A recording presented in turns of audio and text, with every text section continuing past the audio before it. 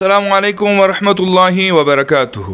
मुअज़्ज़ज़ सामिईन इकराम, उमूमन जब हम नाखून काटते हैं तो नाखून को काटने के बाद हम जहाँ पर भी बग़ैर एहतियात किए हम उसको फेंक देते हैं। हालांकि ये तरीक़ा ठीक नहीं है। नाखून हम जब भी काटें तो चाहिए कि हम उसके साथ ये अमल करें जो हम बताने वाले हैं। उसकी दो वजूहात। एक वजह तो ये है कि इंसान को अल्लाह रब्बुल इज़्ज़त ने इज़्ज़त दी है, तो इज़्ज़त और तकरीम की वजह से हमें चाहिए कि हम नाखूनों को फेंकें नहीं।